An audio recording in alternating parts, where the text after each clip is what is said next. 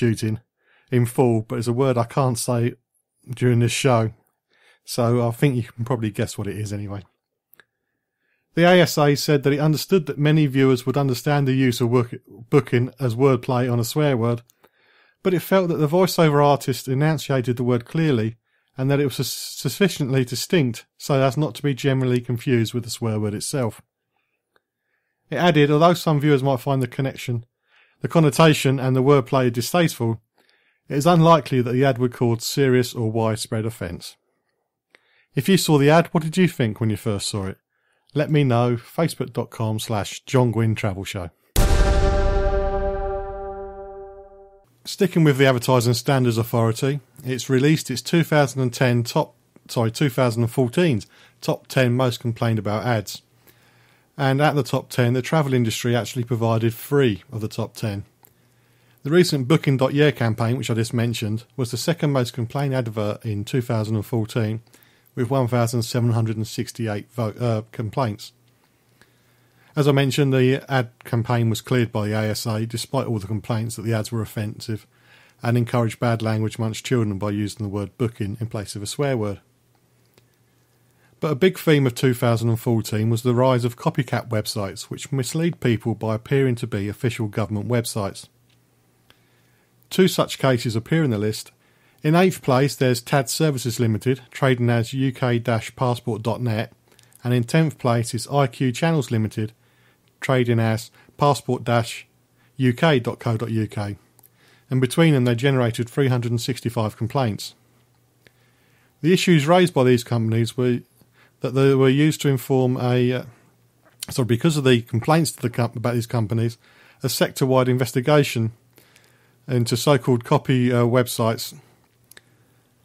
websites were used, and the work included commissioning consumer research and taking action across the sector to remove misleading claims, images and emblems. Sorry, I've just read my article I tried to get published and it doesn't make any sense. That was a bit bad on me. I think I rushed it. Anyhow, it also involves supporting the government awareness campaign, which is #StartAtGovUK, which warns those looking for the official services to start at gov.uk in the web address to avoid misleading websites. ASA Chief Executive Guy Parker said that 2014 was the year social media came into its own, making it easier than ever to lodge complaints en masse. While some ads inevitably split opinion, such as the diverse nature of complaints we received shows, last year underlined the importance of our work in cracking down on misleading ads, including copycat websites, which is simply unfair to consumers. If you're not too sure, the copycat websites looked like they were official websites, but they charged you an admin fee to pass on the information that you would have passed on for free if you'd gone direct to a government website. So there was no advantage of using these people. There was only a disadvantage, perhaps, by some, trying to cover myself here, that there was a fee to pass the information across. And I'm sure they would say that their fee was there to make sure everything was correct. I haven't seen these websites, that could be true. But if you go to something.gov.uk, then the chances are, if somebody's very good at hacking, that you're on the proper government site, and there will be less charges involved and sometimes free to do things like reapply for a passport. I hope that makes sense. If you've been caught out on a copycat website, or have you seen some which have really upset you, annoyed you more than upset, share their addresses with us at facebook.com/John Guinn Travel Show. Now, this is a story that can affect an awful lot of people. There's going to be a new €15 charge for hire cars collected from mainland Portuguese airport car parks, starting from March, warns a company called Economy Car Hire. The Portuguese Airport Authority, ANA, will be enforcing the charge from the 1st of March. At present, the charge will only apply to mainland Portuguese airports, including Lisbon, Oporto and Faro. However, it's understood that the ANA are also considering applying the charge to rental cars collected from airport car parks in Madeira and the Azores. At Faro Airport, the majority of the car hire suppliers work from the airport's car park number 4, and around 80% of all cars rented in the Algarve area are collected from there. Economy Car Hire Managing Director Rory Sexton said, "Holiday makers have recently been landed with a new toll charge using the A22 to cross the Algarve, and now many will have another €15 snatched from them by the Portuguese airports. Portugal relies heavily on tourism to prop up its ailing economy, and if they want to encourage more Brits to travel there this summer, they've got a funny way of sharing it. He went on to say that Portugal is a fabulous place to visit, but if it starts to get a reputation for squeezing tourists for their holiday euros before they've even got out of the airport car park, holiday makers will simply go elsewhere. Local car hire companies have tried taking legal action to prevent the charges being enforced, but so far they have not been successful. So that's something for you to watch out for. You may have booked your car hire, I think you've paid for it, and you're going to find out you haven't, because there's going to be a charge to get the car out of the car park. What do you think about that? Do you think that the airports are right to charge an extra supplement for you losing the space in the car park, or are they just being opportunists? Facebook.com/John Guinn Travel Show. Let me know your views. It's still travel related, this story, but it's a bit closer to home, so I think it's of use, especially if you use trains a lot.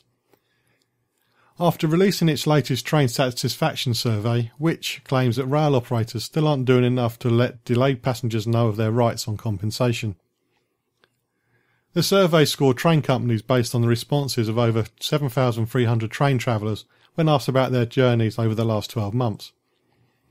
The travellers were asked to rate how they felt about factors such as reliability, punctuality, value for money and cleanliness.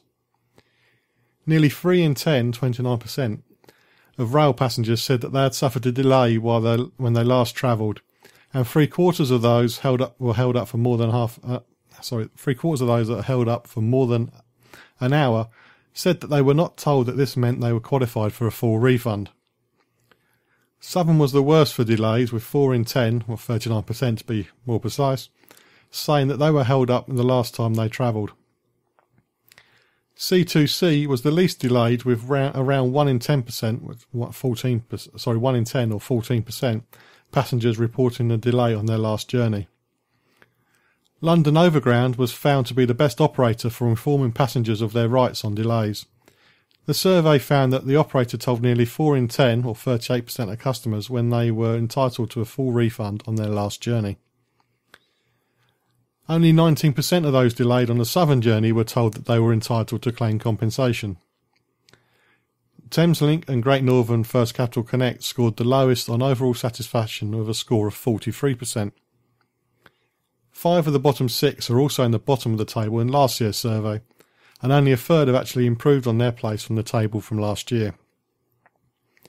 Grand Central topped the table with a score of 76%, the highest score ever in the history of the survey.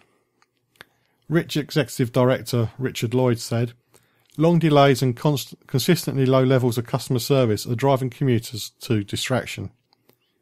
Passengers often have little or no choice as the rail companies they travel with, so ticket prices continue to rocket.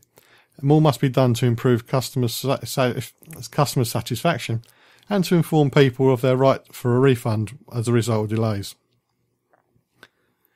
The survey was carried out during November 2014, and there were 7,309 responses from commuter and leisure travellers about the journey they had taken in the previous 12 months. I know over the last few weeks my wife has had trouble getting home from London on the train, because the delays have just been going on, and it can get quite frustrating, especially at the end of a long day. But what about you? Do you use the trains a lot? Do you just get on at the right time and get off and there's no problems in between, or do you find consistently that you have problems with your journey?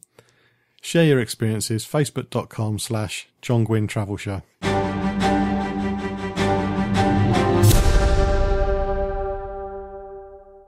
Well, we've reached the end of the show. If, like me, you've been to Namibia, please do share your experiences at the Facebook page. And if, like me, you haven't been to the Cook Islands, I think I said Thomas Cook far too many times before. If you have been to the Cook Islands, unlike me, then please also share your experiences. Facebook.com/John Guinn Travel Show. Got a few interviews lined up over the next few weeks. I'll be, hopefully, touch wood, interviewing a tourist destination in London you may not think about when you go visiting London, but has a lot of things you can see while you're there. So hopefully that'll be on this week's show. The last time I tried to record the interview, I was stuck on that motorway M1 because of the accident for 4 hours and I missed the call. But anyway, hopefully next time This next show I'll have the interview for that. And also I've got a few destinations coming up as well, some a little bit unusual. If there's any destination that you would like featured on the show, you just let me know via the Facebook page. If there's anything to do with consumer rights or anything to do with travel, not necessarily with the destination, facebook.com/John Guinn Travel Show. Stick up a post and I will get the answers for you. And I hope you can join me next time on the John Guinn Travel Show on secularsounds.org, where each week I'm checking it out before you check in.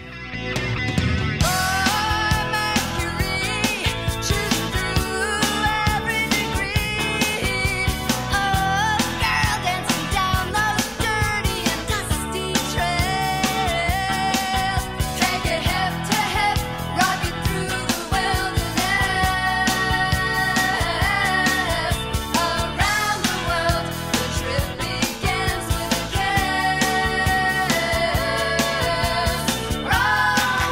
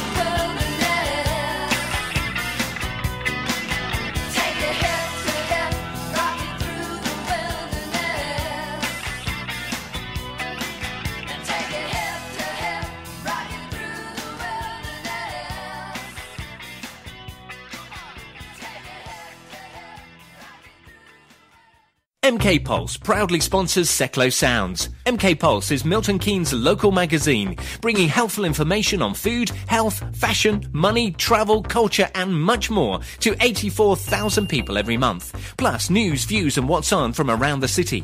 If it's happening in Milton Keynes, it's in MK Pulse and it's available online at www.mkpulse.co.uk.